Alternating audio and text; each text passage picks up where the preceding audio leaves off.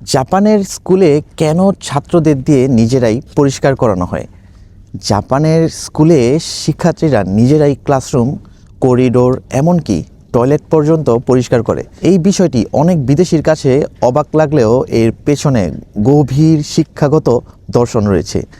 এখানে পরিষ্কার করা কোনো শাস্তি নয়, বরং এটি বলতে পারেন শিক্ষার অংশ। জাপানি সমাজ বিশ্বাস করে যে ব্যক্তি নিজের চারপাশ পরিষ্কার রাখতে পারে না সে দায়িত্বশীল নাগরিক হতেই পারে না। তাই ছোটবেলা থেকেই ছাত্রদের শেখানো হয় পরিচ্ছন্নতা মানে সম্মান আর দায়িত্ব মানে সমান অধিকার।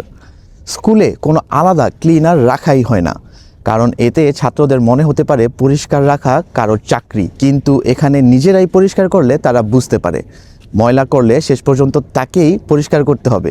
এতে স্বাভাবিকভাবেই শৃঙ্খলা তৈরি হয়।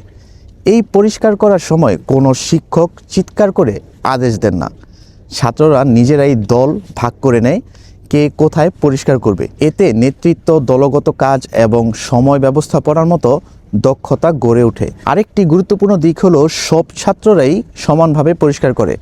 ভালো রেজাল্ট করা বা খারাপ রেজাল্ট করা এই ভিত্তিতে কোনো পার্থক্য নেই। এতে অহংকারবোধ কমে এবং সমতার মানসিকতা তৈরি হয়।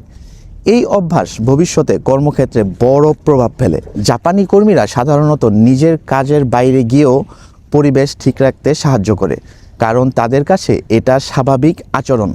সবশেষে বলা যায়, জাপানের স্কুল পরিষ্কার করার সংস্কৃতি আসলে পরিচ্ছন্নতার শিক্ষা নয়, বরং দায়িত্বশীল মানুষ গড়ে তোলার একটি শক্তিশালী কৌশল। জানা